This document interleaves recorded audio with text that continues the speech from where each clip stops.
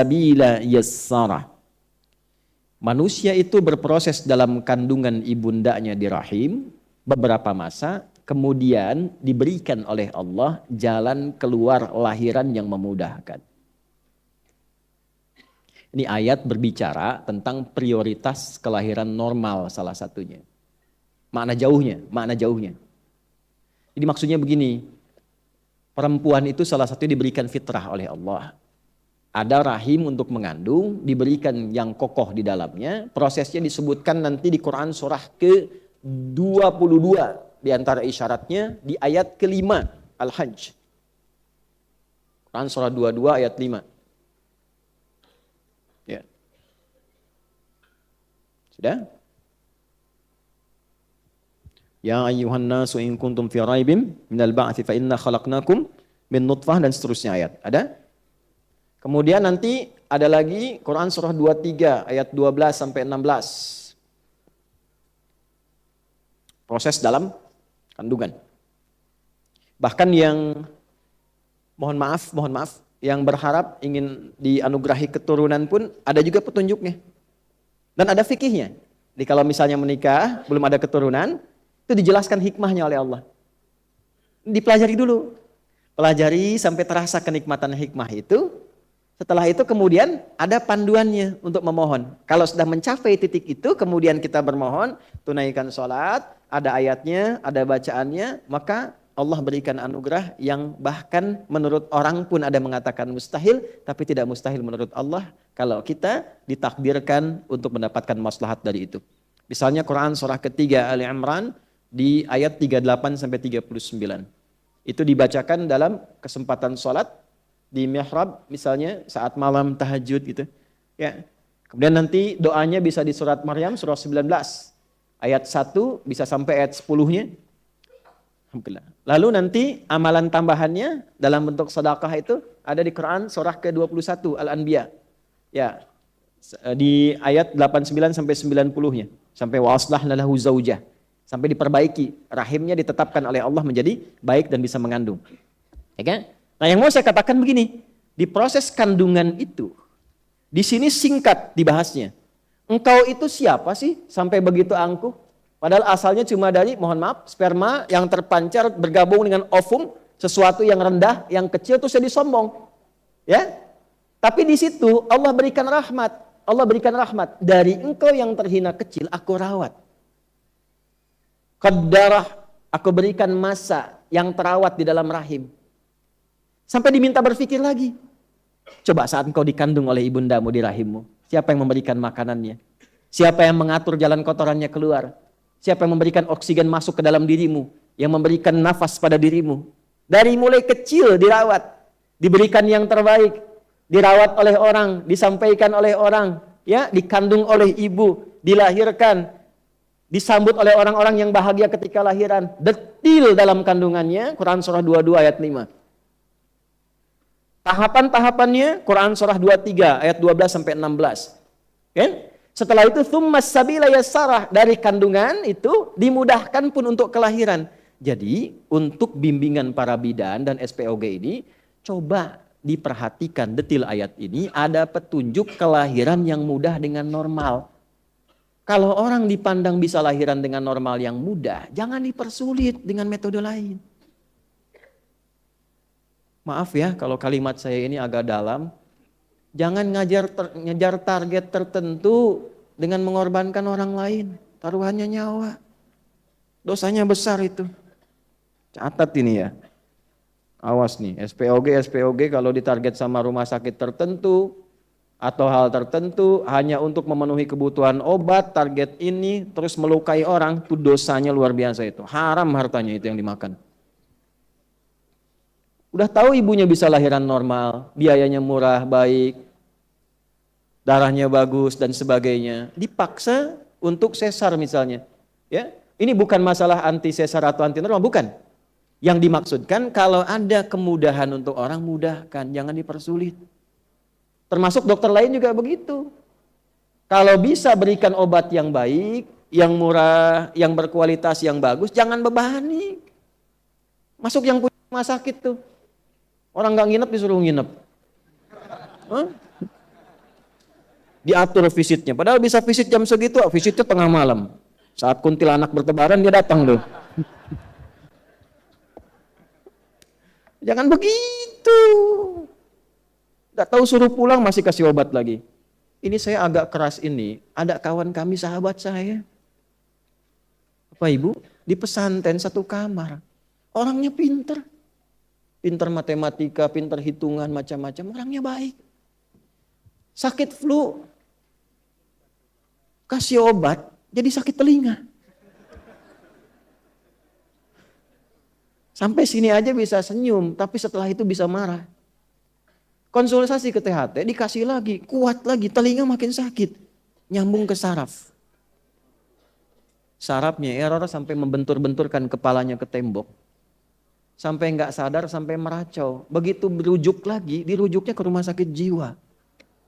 Marah kita sebagai temannya dengar itu. Dosa itu.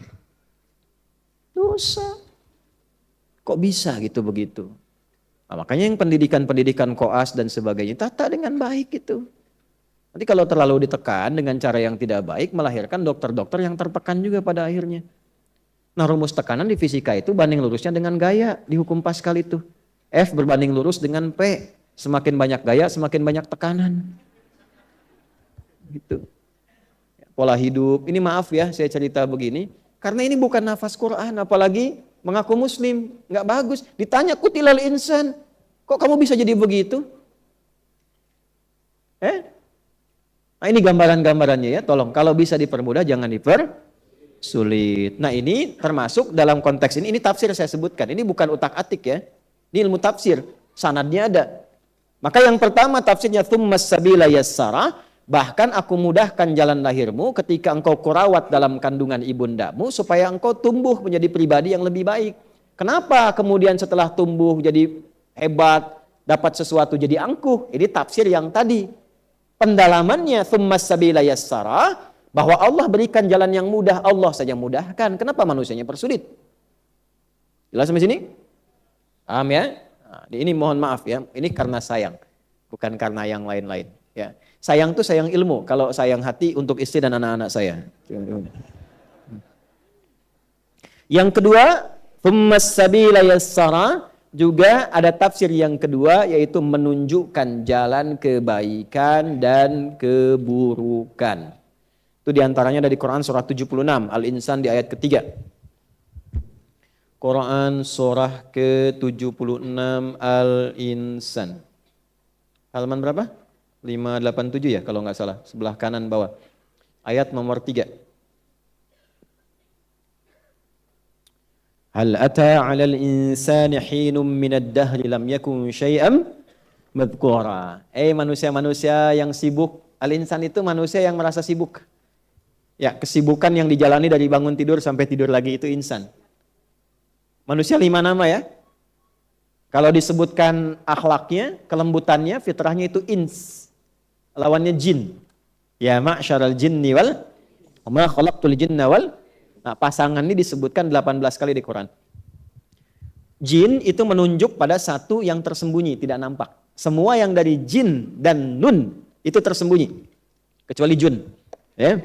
Nah, jin tersembunyi, janin tersembunyi, jannah belum tampak. Semua yang dari jim dan nun itu tidak nampak. Jelas? Jin kenapa disebut jin? Karena fitrahnya tersembunyi. Jadi kalau ada jin melakukan penampakan, itu jin sedang punya masalah. Dia keluar dari fitrah. Ya? Apalagi manusia yang cari-cari penampakan, jin itu error. Jangan dirujuk gitu. Karena jin yang nampak pun sudah bermasalah. Makanya orang-orang yang sering cari penampakan jin pasti hidupnya penuh masalah itu. Fazaduhum rahaqa. Ya. Sebaliknya tampak, kelihatan. Ini tampak. Ya, tampak wajah, pulang tampak punggung, itu ins. Makanya kalau ada manusia yang sedang sembunyi, suami ibu masuk ke rumah sembunyi-sembunyi. Nah, itu sama dengan ibu yang bilang sendiri. Ya, sama dengan sedang punya masalah. Lihat teman di jauh dari gang, tiba-tiba sembunyi cari jalan lain. Nah, itu sedang punya masalah. Suami buka handphone sembunyi-sembunyi ke kamar mandi. Nah, itu sedang ada masalah itu. Gampangnya begitu. Tapi yang kedua, ins itu juga dari kata anisa, anusa, sesuatu yang lembut. Lembut, yang baik, yang ramah, yang sopan. Makanya dari lahir itu dengan kelembutannya disayang banyak orang, dari rahim siapapun. Masya Allah lucunya, lembut. Ya, dia tumbuh bergerak aja, jalan, ketawa orang. Dia senyum, kita ikut ketawa. Dia ketawa, kita makin ketawa. Fitrah, karena lembut. Ya kan? Dulu di TV-TV dulu, tahun 90-an, ada anak baru bisa berdiri, terus nyenggol pot neneknya yang vas bunganya itu paling dia sukai.